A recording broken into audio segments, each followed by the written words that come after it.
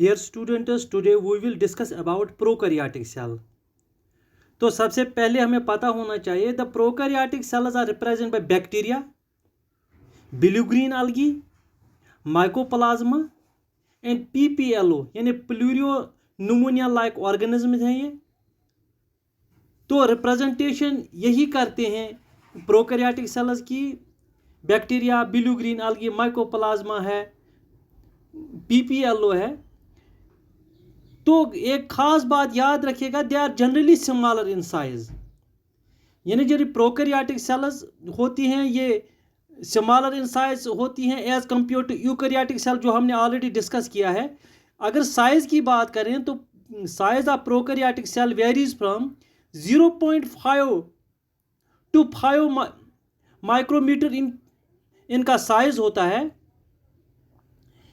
यानी कि the prokaryotic cells are generally smaller in size, इनका साइज स्मॉलर होता है। They may vary greatly in shape and size, यानी कि जो ऑर्गेनाइजेशन ऑफ प्रोकैरियोटिक सेल होती है is fundamentally similar even though prokaryotes exhibit wide variety of shapes and functions. लेकिन जो प्रोकैरियोटिक सेल्स होती हैं इनमें क्या होता है कि इनका साइज जो होता है ये स्मॉलर तो होता है, डिफरेंट साइजेस के होते हैं, वैरायटी इनमें बहुत है इनकी साइजेस की।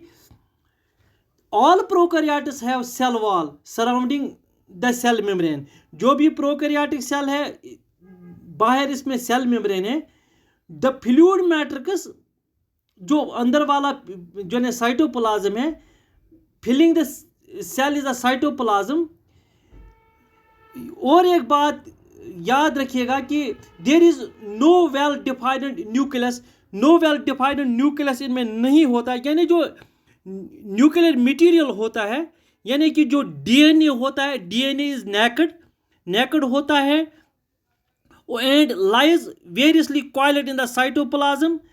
तो इसको जनरली इसको नाम दिया जाता है, it is often called genophore इसको कहा जाता है। न्यूक्लियर बॉडी और न्यूक्लियाइड भी कहा जाता है इसको। तो it is equivalent to the single naked chromosome. अगर सिंगल नेकेड क्रोमोसोम के बराबर होता है। एक बात याद रखिएगा, यहाँ पर आप देखिए many prokaryotes also additional small circular DNA जो होता है उसको प्लाज्मिड कहा जाता है। तो plasmids carry additional specific factors like nitrogen fixation है या रेजिस्टेंस है या फर्टिलिटी है, ये प्लाज्मिड का काम होता है। मैंने कहा जो जेनेटिक मटेरियल नेकेड होता है, DNA और द क्रोमोसोम बैक्टीरिया जो होता है लाइक एस्चेरिचिया इकोलाई में ऑलवेज डबल स्ट्रैंडेड होता है, सर्कुलर होता है। जो ये प्लाज्मिड्स, मैंने अभी प्लाज्मिड का जिक्र किया, जो प्लाज्मिड DNA ये कन्फर करता है certain unique phenotypic characters to such bacteria. तो वन सच कैरेक्टर जो है इसकी क्या, तो वन क्या है, रेजिस्टेंस टू एंटीबायोटिक्स है। The plasmid is used to monitor bacterial transformation with the foreign DNA। तो और एक बात है, when plasmid is associated with nuclear or single chromosome of genomic DNA of bacteria, it is called episome। तो ये भी बात आप याद रखिएगा, इसको एपिसोम कहा जाता है। यहाँ पर एक बात, जो cell membrane organelle no organelle like ones in eukaryotes में जो पाए जाते थे are found in prokaryote except ribosomes इनमें होते हैं। The prokaryotes have